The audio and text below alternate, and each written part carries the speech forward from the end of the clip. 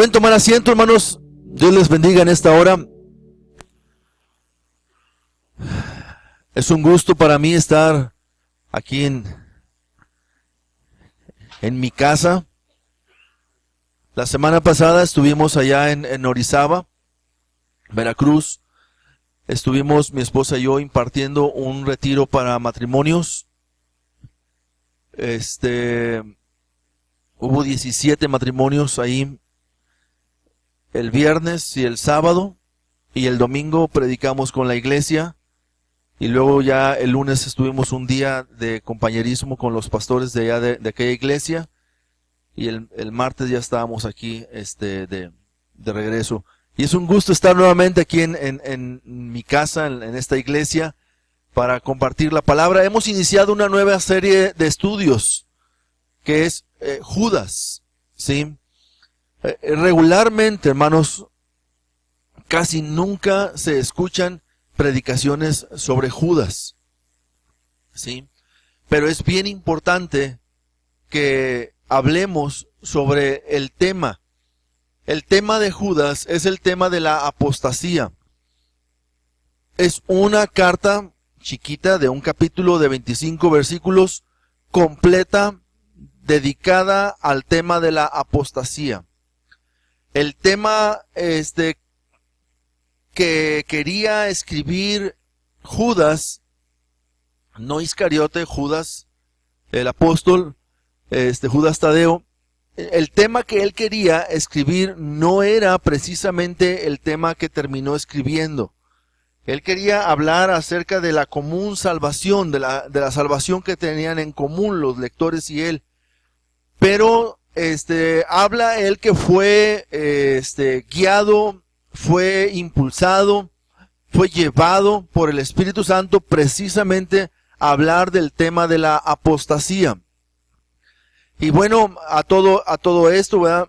En esta ocasión vamos a ver un mensaje que le he llamado un llamado a permanecer, basado en los versículos 3 y 4, Judas 3 y 4, un llamado para permanecer. ¿Y qué es, hermanos? ¿Qué es la apostasía? Seguramente se vio la semana pasada. La apostasía, la Biblia la define como un tiempo en el que se manifestará el hombre de pecado, según la segunda carta a los Tesalonicenses, capítulo 2, versículo 3. También, hermanos, la apostasía es un tiempo en el que algunos se apartarán de la fe con engaño. ¿Sí? Primera Timoteo capítulo 4, versículo 1, el apóstol Pablo advierte sobre este tiempo en el que algunos se apartarán de la fe con engaño. Cuando una persona es engañada, es porque esa persona estaba confiando, no se daba cuenta y terminó siendo engañado. O hay alguien de aquí que dice, yo voluntariamente me voy a dejar engañar. ¿No? ¿Hay alguien que le gusta así? Me voy a dejar engañar. No, ¿verdad? Regularmente cuando lo engañan a uno no quería que lo engañaran. ¿No es cierto? Sea quien sea en el trabajo, sea en un negocio, sea en una empresa, sea en lo que sea, cuando una persona es engañada, no quería ser engañada. Y muchas veces ni siquiera pensaba ser engañada, pero terminó siendo engañada. El diablo es engañador. Él es mentiroso. Todo el tiempo, él se ha movido para con los hijos de Dios con engaños. Vemos el primer matrimonio sobre la tierra. ¿Cómo fue que cayó? Por el engaño del enemigo. ¿Y sabe cuál fue el engaño? El engaño fue torciendo la palabra de Dios. Ese fue el engaño. El diablo es súper astuto, sagaz para engañar al mismo pueblo de Dios, torciendo la palabra. El diablo dice, el diablo le dijo a Eva, con que Dios te dijo. ¿Qué es lo que iba a utilizar? Las palabras que Dios le había dicho a Adán, ¿verdad? Con que Dios te dijo, con que Dios os ha dicho. ¿Y qué agarra? La palabra de Dios y la tuerce. Dice más o menos lo mismo, pero le cambia un poco. Un poco en palabras, pero un mucho en significado. Porque el diablo le dijo, con que Dios te dijo que no puedes comer de todo árbol del huerto. Y nada más cambiándole el orden a las palabras, es de todo árbol del huerto puedes comer menos de uno. ¿Se fijan? El diablo es astuto, pero nadie quiere ser engañado. Y seguramente muchas personas, por el orgullo natural que tenemos los seres humanos, pensamos, yo nunca voy a ser engañado. A mí no me cuentan las muelas. Somos orgullosos y pensamos que a nosotros nunca nos va a pasar. Y no somos lo suficientemente precavidos y sabios para entender que cuando Dios da una advertencia, es porque Dios es omnisciente. Él sabe todas las cosas. Y Él sabe que en los postreros tiempos, muchos serán engañados. Muchos. Entonces, usted y yo tenemos que afinar nuestros sentidos y pedirle a Dios toda la sabiduría necesaria para decirle, Dios, yo soy una persona que puede ser fácilmente engañada. Quite el orgullo a un lado. Sea humilde.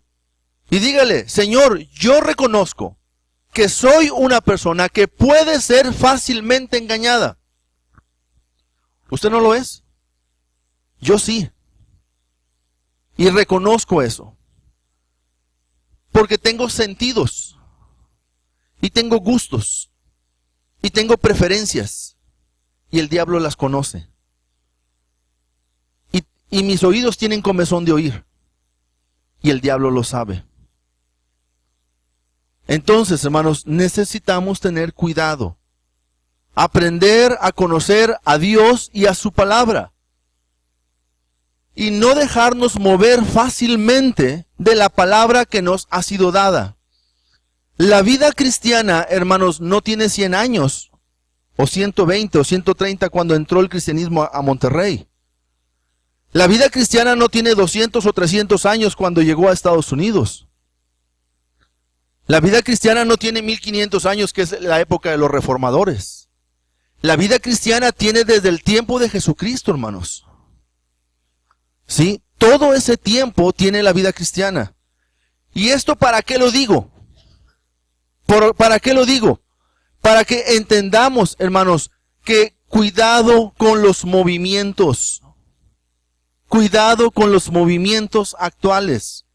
Movimientos que tienen 50 años, movimientos que tienen 100 años, movimientos que tienen 200 años. ¿Por qué movimientos que tienen 200 años y el resto, los 2000 años más? ¿Qué pasó en eso? Aún si el movimiento tuviera 500 años, hermanos, ¿y qué con los otros primeros 1500? ¿Qué pasó con eso? ¿No hubo nada para la iglesia en ese entonces? O sea, ¿Dios no cuidó de la iglesia durante todo ese tiempo? Hermanos, no debemos dejarnos mover fácilmente del modo de pensar, de lo que Dios nos ha enseñado. La Biblia también define la apostasía como un tiempo en el que personas se infiltrarán en las iglesias y apartarán de la Biblia a los hermanos. Un tiempo en el que habrá personas que se infiltrarán en las iglesias y apartarán de la Biblia o apartarán de la verdad, que es lo mismo, a los hermanos. ¿Sí? ¿Usted cree que ese tiempo es actual?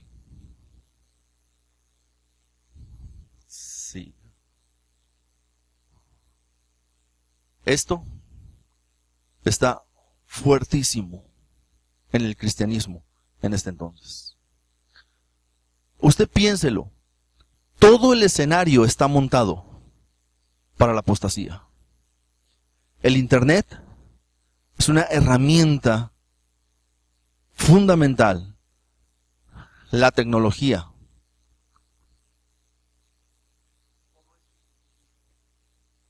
Para montar un escenario. Para mover a la gente en sus sentidos y en sus emociones, apartándolos de la verdad.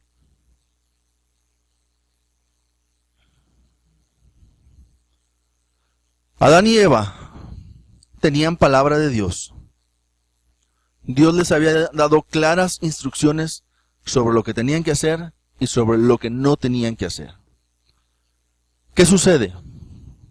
Viene el engañador y le dice: Eva, con que Dios os ha dicho que no pueden comer de todo árbol del huerto. Ese engaño, nada más cámbiele el escenario, y hermanos, es el mismo engaño que utiliza el diablo para muchas cosas. Por ejemplo, hoy en día anda una doctrina entre los cristianos, si se les pudiera llamar de esa manera, un movimiento en el cual esta gente está haciéndole creer, como los gnósticos en el tiempo del evangelio de las cartas de Juan, haciéndoles creer que no importa lo que pase en el cuerpo, porque a final de cuentas ya somos espirituales. Y por lo espiritual de Cristo y por la obra de Jesucristo, entonces eso ha impactado nuestra vida espiritual de tal manera que lo que usted haga con el cuerpo no pasa nada. ¿Sí? Y entonces ese movimiento está jalando a mucha gente, porque si algo quiere escuchar la gente es: tú estás bien. ¿No es cierto? Todos los seres humanos tienen la necesidad de escuchar: tú estás bien. Tú estás bien. Así como estás, estás bien. Pero es el diablo cambiando las mismas cosas. Simplemente lo mismo. Hoy en día, el diablo le hace creer a muchos cristianos: no, hombre, la vida cristiana, te pierdes de todo en la vida cristiana. Ahí, en el cristianismo, no te dejan hacer nada. Son frases del diablo. Todo y nada. Y no es cierto.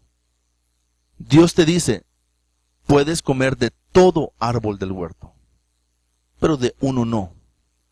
Hoy en día, Dios nos dice a los creyentes: la libertad que les he dado es una libertad para que la disfruten con todas las cosas buenas que yo he creado. Solamente absténganse del pecado. Es lo que dice Dios. Pero el diablo nos hace pensar lo contrario, tratando de engañar. Entonces, hermanos, este tema es un tema muy importante. Y le llamamos la antesala del Apocalipsis, porque el Apocalipsis describe, hermanos, en 3 capítulos los tiempos de la era de la iglesia, pero en los siguientes capítulos las cosas que habrán de suceder después de estas. O sea, todo lo que viene después del tiempo de la iglesia. Y la apostasía es un tiempo previo al Apocalipsis. Y en la carta de Judas nos habla, hermanos, de los hechos que harán los apóstatas. Ahora, los apóstatas no solamente son de los últimos tiempos. Los apóstatas han existido en todo el tiempo de la Biblia. De hecho, la carta nos habla que que Caín es uno de sus apóstatas. Coré es otro de sus apóstatas. Lot, ¿verdad? Y así nos está hablando Sodoma y Gomorra, está hablando de tiempos de apostasía. Esto ha existido siempre, pero esto se va a arreciar y se va a fortalecer y desarrollar en los postreros tiempos. Entonces, yo quisiera que usted se quedara con esto. Piensa en esto. Dios, advirtiendo las consecuencias de apartarse de Él, a ti y a mí, hermanos, nos invita a permanecer fieles a lo que Él nos ha enseñado desde el principio. Vamos a permanecer fieles, hermanos, a lo que Él nos ha enseñado desde el principio. Dice el Señor, el tiempo y la vida pasarán, mas mi palabra, ¿su palabra qué? No pasará. La palabra de Dios permanece. La palabra de Dios no tiene la necesidad de sufrir cambios. Porque Dios no es un Dios, no es un hombre para que mienta, ni es un hijo de hombre para que se arrepienta de lo que Él ha dicho. Él dijo y Él hará. La palabra de Dios está completa. Y Dios, siendo omnisciente, es el único que puede hacer una obra completa y perfecta, como lo es su palabra.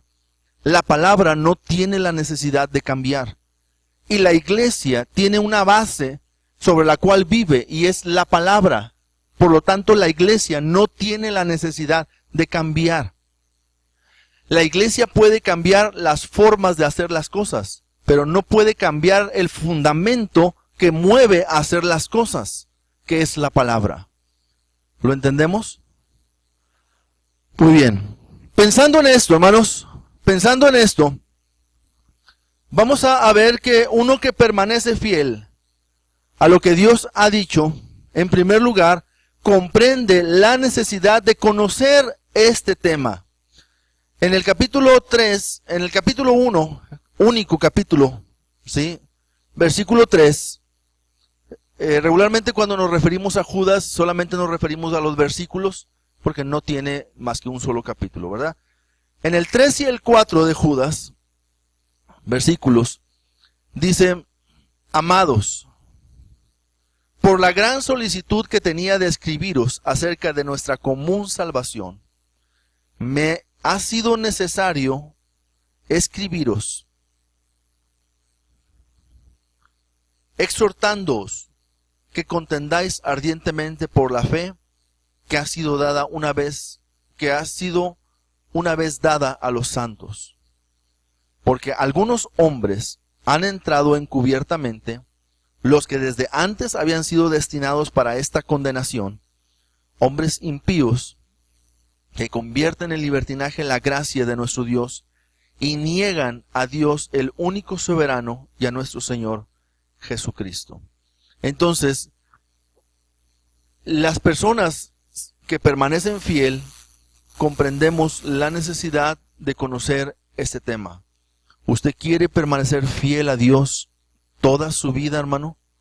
Necesita usted estar consciente que necesita conocer este tema, válgame la redundancia. Dice Judas, les quería realmente hablar acerca de la salvación que nos es común, pero fui movido por el Espíritu Santo a exhortarles a que contiendan, a que peleen, a que defiendan ardientemente por la fe. Si tú quieres, hermano, permanecer en el camino de la verdad, en el camino de la palabra de Dios, será importante comprender la necesidad de advertir sobre este tema. Ahora, la palabra necesario que viene aquí, que se usa en la carta de Judas, es la misma palabra griega que se usó en Hechos capítulo 17, versículo 3, cuando dice, era necesario que Cristo padeciese y resucitase de los muertos. El sacrificio de Cristo y su resurrección eran tan necesarios que si esto no hubiera ocurrido, usted y yo no seríamos salvos. La palabra necesario lleva la idea de algo que te oprime por dentro, que si no lo haces, es la necesidad, hermanos, es la necesidad de la obediencia a Dios que Cristo pone en el corazón de alguien para cumplir su voluntad. Esto lo hace el Espíritu Santo.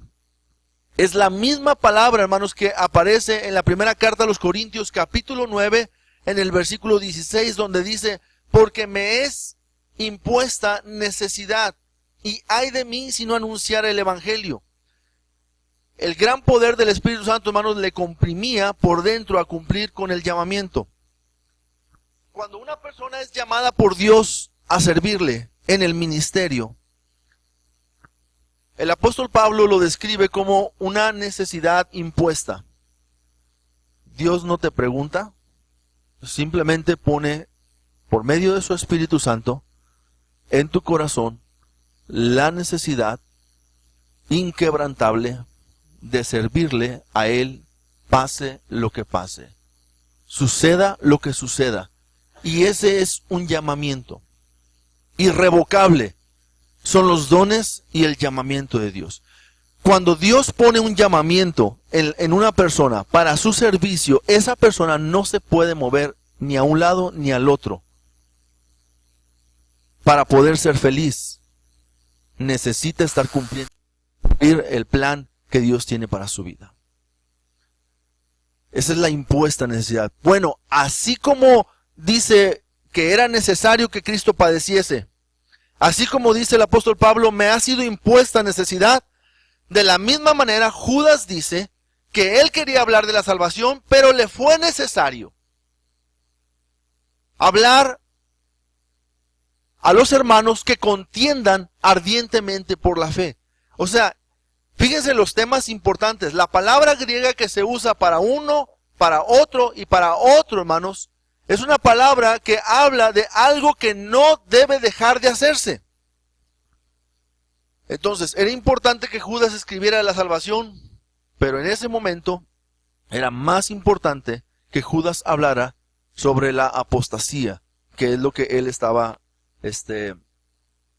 tratando en ese momento.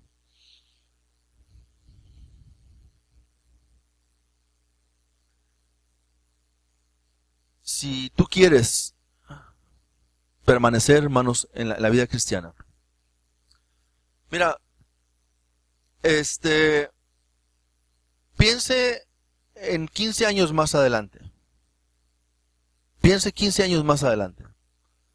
¿Qué va a hacer usted en 15 años más adelante?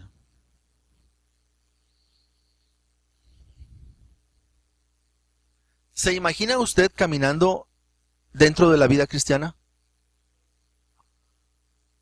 ¿O ha pensado de que, pues, a la vida cristiana voy a ir cuando se pueda? O sea, ¿qué es lo que usted ha pensado? ¿Se ve usted ofendiendo a Dios? ¿Se ve usted viviendo una vida de pecado, una vida de perdición? ¿Se ve usted apartado de Dios en 15 años?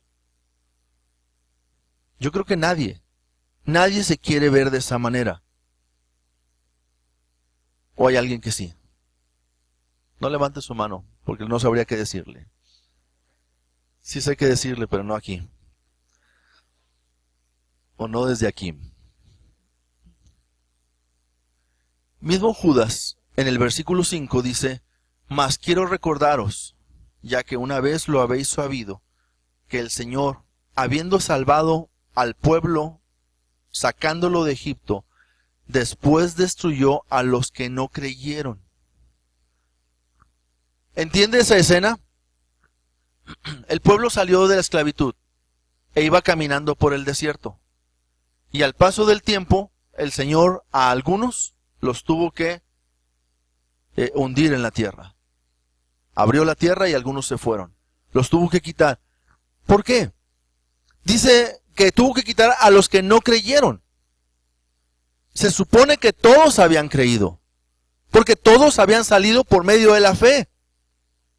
Salieron por la fe con brazo fuerte, con brazo poderoso. Pero después Dios tiene que postrarlos en el desierto a ellos. ¿Por qué?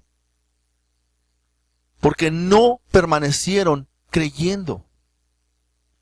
Si usted ha creído en Jesucristo y ha caminado algunos meses o algunos años en la vida cristiana, no dé por un hecho que usted va a caminar toda la vida en la vida cristiana. La Biblia dice que si alguno cree estar fuerte, mire que no caiga. O sea, mire, ponga atención, esté atento, ponga sus sentidos, su cuidado, que no caiga, que no sea apartado, que no sea movido de su fe fácilmente. Dice la Biblia, en la primera carta a los Corintios, capítulo 10, Vamos a primera carta a los Corintios, capítulo 10.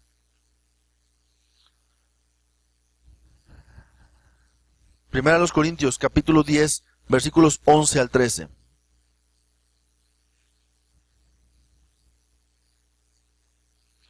¿Ya lo tiene?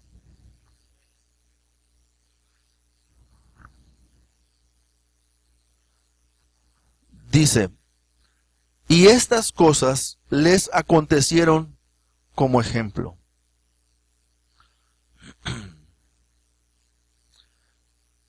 Y están escritas para amonestarnos a nosotros, a quienes han alcanzado los fines de los siglos.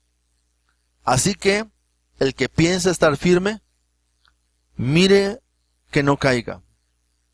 No os ha sobrevenido ninguna tentación que no sea humana, pero fiel es Dios, que no os dejará ser tentados más de lo que podéis resistir, sino que dará también juntamente con la tentación la salida para que podáis soportar. Todos, hermanos, vamos a ser tentados. Todos hemos sido tentados. Todos estamos siendo tentados. Pero Dios es fiel, tan fiel, que nunca va a permitir que seamos tentados más de lo que usted puede soportar. No está diciendo Dios que Él nunca va a permitir que ninguna tentación te haga caer. Lo que Dios está diciendo es que nunca va a permitir que la tentación sea tan fuerte en tu vida que no puedas hacer nada para no caer en ella, sino que va a permitir tentaciones que vengan a tu vida, tentaciones que tú puedas soportar y puedas encontrar la salida. Eso es lo que Dios va a permitir en tu vida. Pero necesitamos estar fuertes, estar firmes y entender que tenemos una lucha, hermanos, contra, lo acabamos de ver en Efesios, principados, potestades, huestes espirituales de maldad en las regiones celestes. Una lucha, hermanos, en una región, en una zona en la que usted y yo no podemos movernos si no es a través de el poder de Dios. Así que usted y yo necesitamos, hermanos, llenarnos de Dios, llenarnos del Espíritu Santo, llenarnos de la palabra de Dios en nuestra vida, para que podamos estar firmes contra las acechanzas que el enemigo va a poner en contra de usted y de la iglesia, para que usted permanezca toda su vida en el camino del Señor. Sería hermoso que cada uno de nosotros llegáramos al término de nuestros días y pudiéramos decir como el apóstol Pablo: he acabado la carrera, he peleado la buena batalla, he guardado la fe, por lo demás me está guardada la corona que Dios tiene preparada. Hermanos, sería hermoso que todos nosotros termináramos nuestra vida aquí en la tierra sabiendo que hemos caminado con Dios, que hemos andado con Él y que hemos hecho todo lo posible y podamos cerrar nuestros ojos y morir sabiendo que todo el tiempo que Dios nos permitió lo vivimos para su gloria. ¿No le gustaría? Necesitamos, hermanos, entender que tenemos un enemigo que está al acecho de nosotros, y es el diablo. En Números 25 no lo vamos a leer.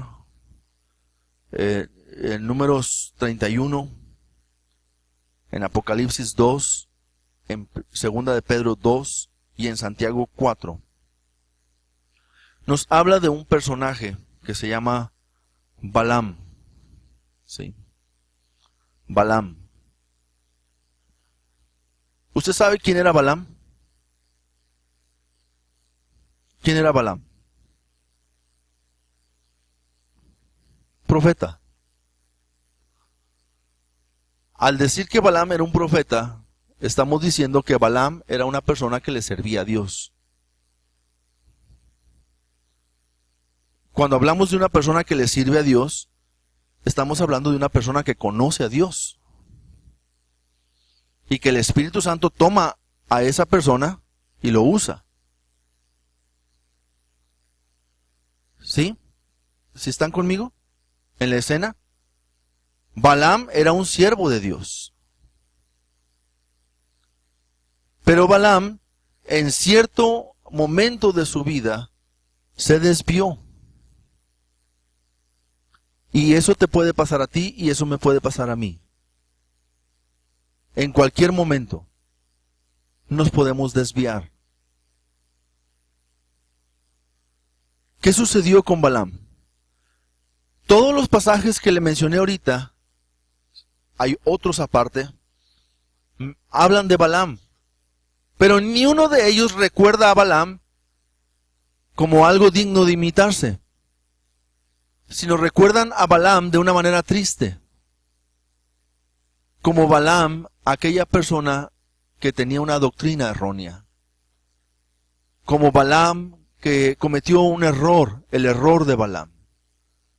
Como Balaam, el hombre, o sea, que tenía un camino torcido. Y la Biblia nos habla del camino de Balaam, del error de Balaam y la doctrina de Balaam. Y el camino de Balaam es el hombre que quiere hacer negocio con el don que Dios le ha dado. ¿Qué es lo que quería Balaam? Recibir un beneficio de parte del rey Balac. Aun y cuando Dios le había dicho, no vas a hacer esto. Balac quería que Balaam, el profeta, maldijera al pueblo. Y Dios dice, ¿cómo te voy a permitir que maldigas a mi pueblo? Ahora, entendamos una cosa. No se trataba nada más de que Balaam dijera una maldición. De lo que se trataba era de que ese siervo no podía hablar nada que no le fuera dado por Dios. Por eso era un profeta. Por eso un profeta de Dios era una persona que si no se cumplía lo que decía, esa persona tenía que morir. O sea, era delicado decir algo que Dios había dicho cuando Dios no lo hubiera dicho. Hoy en día, hermanos, con tanta facilidad se levantan personas y dicen, Dios me ha dicho. Cuando, hermanos, la revelación de Dios ya ha sido dada. Entonces, hermanos, es delicado el tema, Dios me dijo. Tenemos que entender eso. Y Balaam era un siervo que se desvió. Y vamos a hablar en la misma carta de Judas, vamos a ver acerca mucho más, o un poco más acerca de Balaam. Pero aquí estamos viendo a alguien que cayó, que usted y yo supondríamos que no caería. ¿Verdad? Cuando hablamos de un siervo de Dios, a veces pensamos de una persona que tiene algo sobrenatural que lo hace hacer cosas que otros no harían. Y quizás sí es el Espíritu Santo en él, mientras ha decidido obedecer a Dios. Pero el día que deja de obedecer a Dios, el Espíritu Santo puede no obrar y apagarse en su vida. En el Antiguo Testamento se iba. En el Nuevo Testamento solamente se apaga. Permanece ahí. ¿Qué quiero enseñar con esto? Todos podemos caer. Desde el siervo más preparado y con más conocimiento en la palabra, hasta la persona que recién se ha convertido en un hijo de Dios. Todos podemos caer. Todos podemos ser engañados. Todos podemos ser desviados de la verdad. Por eso la importancia, si usted quiere permanecer en la vida cristiana, sirviendo al Señor hasta que Cristo venga o que usted muera, usted necesita saber que hay una apostasía, que hay una enseñanza de la apostasía, que es una lucha contra el enemigo que quiere engañar al pueblo de Dios para que no cumpla la voluntad de Dios. ¿Sí? Muy bien. Uno que permanece fiel a lo que Dios ha dicho, hermanos, también está dispuesto a contender ardientemente por la fe. No solamente conoce, sino contiende. ¿Qué significa contender? Pelear, luchar, defender, cuidar, guardar con celo algo. Eso es contender. No podemos ser tibios, hermanos, con respecto a la verdad de Dios. No podemos ser tibios con respecto a las reglas que rigen la conducta de una iglesia y la vida de una iglesia. Tenemos que ser fervientes. No podemos permitir, hermanos, que el diablo haga con la iglesia lo que él quiere hacer. Ahora, el diablo es tan astuto. El diablo dice, bueno, si los hermanos están contentos porque el templo está lleno, está bien, les voy a permitir que el templo se llene mientras no se predique palabra de Dios. ¿Me estoy explicando con esto? Yo puedo permitir y ayudarles a llenar el templo, a cualquier iglesia, mientras no se predique allí palabra de Dios. A final de cuentas, ese es un engaño masivo. El diablo dice, oye, de estar engañando a uno por uno, me los engaño a todos juntos en un solo lugar. Y entre más tenga ese lugar, a más engaño. ¿Me explico? Entonces, hermanos, tenemos una lucha y tenemos que estar dispuestos a contender ardientemente por la fe.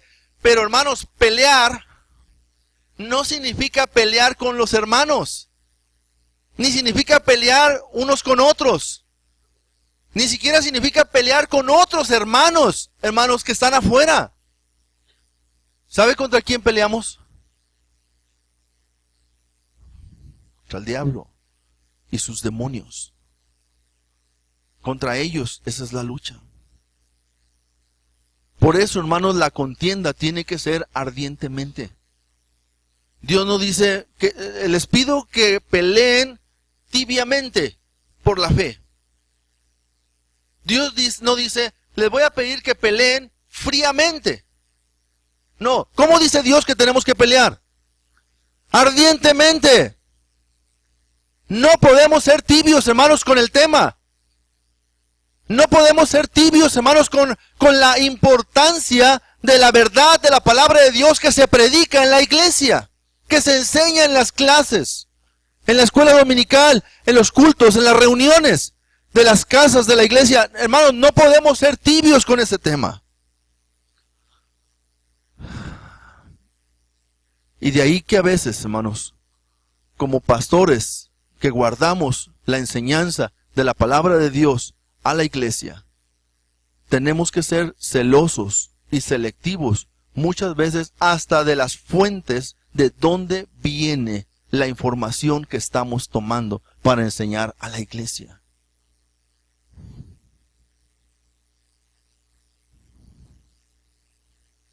¿Me explico? Usted como papá o como mamá, usted diría, le voy a dar esta comida a mi hijo. Tiene poquito veneno, pero es poquito. Nada más poquito. No creo que le alcance a hacer mucho daño. ¿Usted haría eso? No. Bueno, la iglesia tampoco tiene que hacer eso. Y yo como pastor tampoco tengo que hacer eso. Los que predicamos la palabra de Dios nunca tenemos que hacer eso. Usted que es maestro de escuela dominical no debe hacer eso. Usted enseña a los niños, dice, no, a los niños nada les hace daño. No, sí les hace daño. Usted cree que no, pero usted está sembrando una plantita que va a torcerse en un momento. Una semilla que va a dar un mal fruto. Entonces, tenemos que guardar la palabra de Dios. Que contendáis ardientemente por la fe que una vez ha sido dada. ¿Cuántas veces, hermanos? ¿Cuántas? Una vez. ¿Dios dio la revelación? Una vez. Yo no puedo llegarles cada mañana y decirles, hermanos, les traigo revelación fresca. Tampoco puedo llegarles y decirles, hermanos, les traigo una revelación nueva. Se dio la revelación una vez. Fue un periodo largo en el que Dios trató con distintos hombres y la revelación fue dada. Y cuando terminó lo perfecto y eso completo, entonces la revelación está dada. ¿Cuál es el deber de la iglesia? Estudiar la revelación. Pedirle a Dios un espíritu de revelación no significa que yo voy a recibir revelación nueva. Un espíritu de revelación significa encontrar lo que está revelado ahí en la palabra de Dios. Es escudriñar, no es inventar. Hermanos, mi deber como predicador no es armar un mensaje para ustedes, sino estudiar un mensaje, aplicarlo a mi vida y enseñarlo a ustedes. Esa es mi labor como predicador. No tengo que enseñarles a ustedes nada nuevo. Lo que está en la Biblia nada más es la revelación, siempre fresca, de la palabra de Dios. Ahí está. Por eso, hermanos, tenemos que cuidar el púlpito de la iglesia. Y no solamente este atril que está aquí, sino el púlpito de cada salón de esta iglesia. De cada oficina. Donde se enseña la palabra, hermanos. Necesitamos cuidar cómo compartimos el evangelio. Hay personas, hermanos, que piensan que saben compartir el evangelio. Y no saben. Solamente llegan con alguien y le dicen, mira, Dios te ama. Y es cierto. Y mira, Dios quiere lo mejor para ti. Y es cierto. Y mira, si tú le entregas tu vida al Señor, pues vas a ser salvo. Es cierto. Pero ¿qué del evangelio? ¿Qué es lo que convierte a la persona? La fe. ¿La fe en qué? La fe en Jesucristo. ¿En qué de Jesucristo, hermanos? En la obra redentora de Cristo Jesús hecha en la cruz. En cómo es que Él es nuestro sustituto. Cuando entonamos ese canto de glorioso intercambio, es la fe en eso. La fe en que yo soy pecador y mi pecado fue puesto en Él y Él pagó por mi pecado. La fe en que Él es justo y su justicia fue puesta en mí. Por eso es un glorioso intercambio. Yo le di pecado y Él me dio justicia. Yo le di mi pecado a Él y Él lo pagó. Él con su justicia la aplicó a mi vida. Y ahora yo soy justo delante de Dios. Es el evangelio.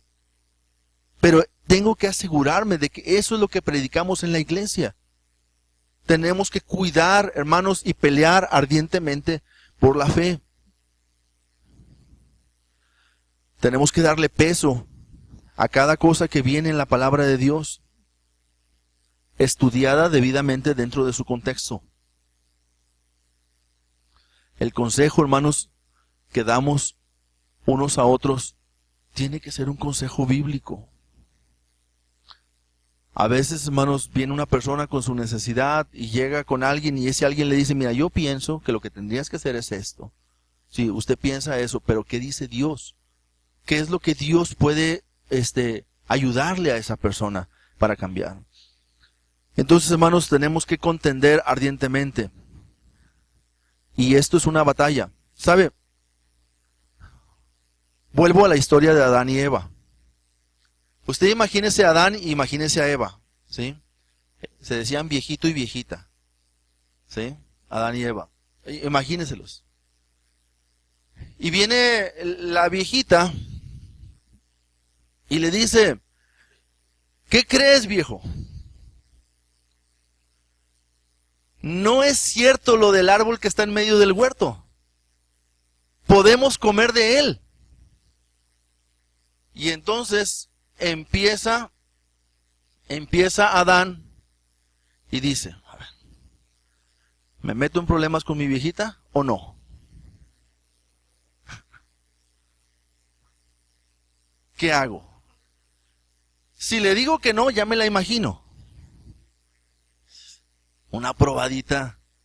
No pasa nada por una probadita, ¿verdad?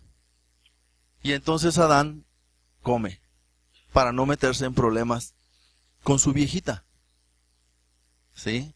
En otras palabras, para que no arda Troya, ¿verdad? En ese momento. Pero Adán no contendió ardientemente por la fe.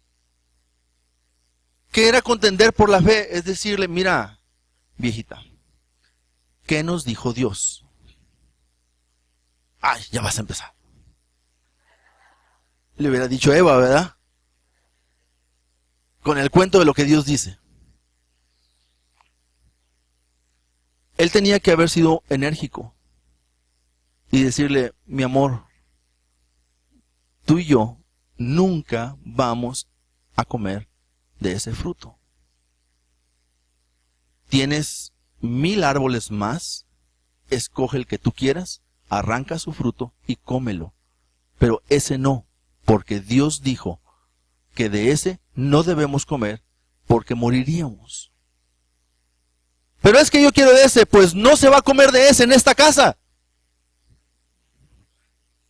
Y se acabó.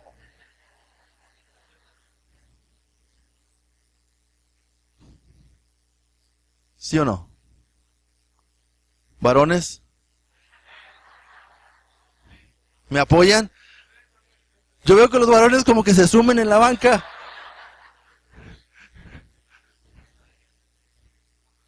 No, hermanos. Si hay que pelear, hay que pelear. Pero no contra su esposa. Ya estaba remangándose la camisa, ¿verdad? No con su esposa. Es contra el diablo. Es no decirle a ella, oye, pues es que eres una tonta, ¿cómo te dejaste engañar? No, vamos con el diablo. Él es el que te engañó. Y él es el malvado. Él es el perverso. ¿Sí? Y decirle al Señor, Señor, ayúdanos con este que está aquí poniéndonos gorro. ¿Sí? Tenemos que contender, hermanos. Y si hay que pelear para defender la doctrina de la palabra de Dios, hay que hacerlo. Pero tenemos que cuidar la iglesia. Amén. Hay mucha apostasía en este tiempo. Ardientemente. Y por último, uno que permanece fiel a lo que Dios ha dicho, conoce las características de los que se apartan. Dice el versículo 4, porque algunos hombres han entrado encubiertamente, los que desde antes habían sido destinados para esta condenación, hombres impíos que convierten en libertinaje la gracia de nuestro Dios y niegan a Dios, el único soberano, y a nuestro Señor Jesucristo. ¿Sí? ¿Cómo entran en la iglesia? Encubiertamente. Nadie va a llegar, nada más sepa usted, nadie va a llegar a la iglesia y le va a decir, yo soy un apóstata y vengo a pervertir la iglesia. ¿Sí? Nadie va a llegar con esas credenciales. Nadie va a llegar y va a decir, hermano, mire, yo quiero servir aquí en esta iglesia, quiero que me dé oportunidad, lo que quiero es desviarla del camino de la verdad. Nadie lo va a hacer así, hermanos. ¿Cómo va a entrar? Pecho a tierra, con los codos caminando. Sigilosamente. ¿Sí? Así es como se tuerce la doctrina en una iglesia. Entonces, hermanos, necesitamos cuidar y combatir ardientemente por la fe. Gálatas, capítulo 2, versículos 4 y 5 dice, y esto a pesar de los falsos hermanos introducidos a escondidas. ¿Cómo lo dice, verdad? ¿Introducidos cómo? A escondidas. 1, 2, 3 por el apóstata que está atrás de la puerta. Sí. No estoy viendo a nadie. Que entraban para espiar nuestra libertad que tenemos en Cristo Jesús. ¿Para reducirnos a qué?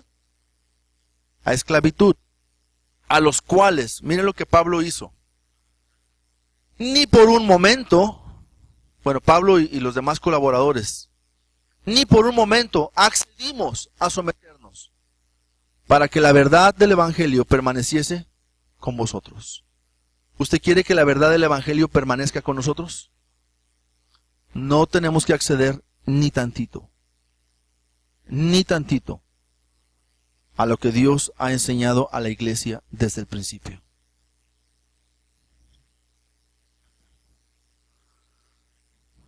Para espiar nuestra libertad. ¿Qué estaba pasando con los Gálatas, hermanos? Habían judíos que habían llegado a la iglesia y le decían a la iglesia, iglesia, es que hay cosas que ustedes todavía no están haciendo, entonces su evangelio no está muy completo, que digamos. Ustedes tienen que judaizarse. O sea, no importa que sean gentiles, tienen que circuncidarse. No importa que sean gentiles, ustedes tienen que guardar el día de reposo. No importa que sean gentiles, ustedes tienen que observar los 10 mandamientos. No importa que sean gentiles, ustedes tienen, y así una serie de cosas que estaban diciéndoles a ellos que tenían que hacer. Y entonces Pablo, después de esto, hace un concilio. Bueno, durante este tiempo, se junta con los apóstoles de la iglesia de Jerusalén, de la iglesia de Antioquía, y él hacen un concilio y hablan sobre el tema de la libertad en Cristo, sobre el tema de judaizar, y concluyen en que la salvación dada por el Evangelio de Jesucristo es solamente por la fe puesta en Jesucristo, por la gracia de Dios aplicada a los hombres, nada más, y no por judaizarse. Entonces los hermanos, en esa junta que hacen, una junta de hermanos maduros, dicen, ok, sí, estamos cometiendo un error, vamos a mandar a unos hermanos a pedir perdón a esas iglesias por lo que se ha hecho mal, lo que hemos estado enseñando mal o lo que se ha estado diciendo mal. Vamos a ir y vamos a tratar de corregir esas cosas que se han hecho. Y se arregló el problema, pero Pablo estuvo dispuesto a pelear para guardar, hermanos, la pureza del Evangelio. Porque el Evangelio no solamente se pervierte con libertinaje. El Evangelio se pervierte con legalismo también. Tanto el legalizar todo en la iglesia, como hacer libertinaje todo en la iglesia, todo eso pervierte el Evangelio. En otras palabras, agregarle o quitarle, eso daña el Evangelio. Hoy en día, hermanos, se le quiere agregar a la pureza del Evangelio una serie de cosas que no tienen nada que ver con el Evangelio. Y hermanos, no nos confundamos. Tenemos que entender qué es el Evangelio y cuál es la vida libre que la iglesia debe disfrutar. No le agreguemos más pecados. Pecados son los que Dios ya ha establecido en la Biblia. Esos son pecados. Fornicación, inmundicia, avaricia, idolatría, hechicería, pleitos, celos, iras, contiendas, disensiones, herejías, borracheras, orgías y cosas semejantes a estas. Y hay otras listas más, ¿verdad? Que vienen en la Biblia, y eso es pecado. ¿Para qué tenemos que andar agregando otras cosas más? Y que esto también es pecado, y hacer esto es también, y vestir de esta manera es pecado, y hacer esto es pecado, y todo esto es pecado, y además esto es pecado, y lo que está pensando es pecado. O sea, así son algunas iglesias, hermanos. ¿Qué hacen? Cierran el camino del Evangelio, de la salvación del hombre. Tenemos que pelear por eso. Hay que guardar, hermanos, la sana doctrina. Entonces, hermanos, hombres impíos. Judas 11 nos habla de Caín. Caín ilustra la impiedad en la carta. Lo vamos a predicar después. Ahorita nada más estamos hablando del 3, versículo 3 y versículo 4. Pero los hombres impíos están representados por Caín. Ilustra la impiedad. Convierten en libertinaje la gracia de Dios. Balaam. Judas 11 también. En Judas 11, Balaam ilustra la gracia convertida en libertinaje. ¿Sí? Y luego niegan a Dios, el único soberano, y a nuestro Señor Jesucristo. En Judas 11 podemos ver a Coré. Coré ilustra la negación de la preeminencia que Dios había dado a Moisés de manera divina para liderar a ese pueblo como un tipo de Jesucristo. Entonces, hermanos, en el versículo 11 de Judas vemos a Caín, a Balaam y a Coré, los hombres impíos que convierten en libertinaje la gracia de Dios, Balaam, y que niegan a Dios, el único soberano, Coré. ¿sí? La rebelión de Coré. Entonces, hermanos, en conclusión, todos en esta iglesia, los que estamos escuchando este mensaje, todos necesitamos darle una gran importancia a este tema. Pues de lo contrario, seremos presa fácil de los hombres amadores de sí mismos, que niegan la fe y que se llevan de encuentro a otros con tal de lograr sus propios deseos contrarios a la doctrina de Cristo. ¿Cree usted que es necesario, hermanos, tomar un tiempo como iglesia para entender bien el comportamiento de la apostasía de la iglesia? ¿Cree usted que es importante? Con ese tenemos el primer punto. ¿Cree usted que es importante contender por la fe? Con ese tenemos el segundo punto. ¿Cree usted que es importante conocer las características de los hombres impíos? Sí, son los 3 puntos de esta predicación. Sí, hombres impíos que convierten en libertinaje la gracia de Dios y que niegan la soberanía de nuestro Dios. ¿Sí? Tenemos, hermanos, que cuidar estos aspectos en la vida de nuestra iglesia. Cuando una persona llega y trata de pervertir a la iglesia y decir, mira, no pasa nada, podemos hacer esto, que al cabo son tiempos modernos.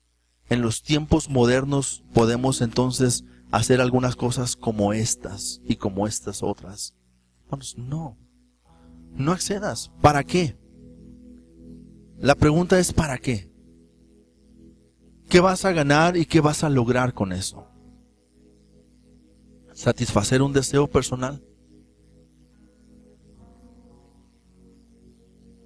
Vamos a cuidar, hermanos. Cuida tu corazón. Cuida tu vida. El que crea estar firme, dice Dios, mire que no caiga. Mire que no caiga. Tenemos que cuidar la iglesia, hermanos, porque vivimos tiempos peligrosos.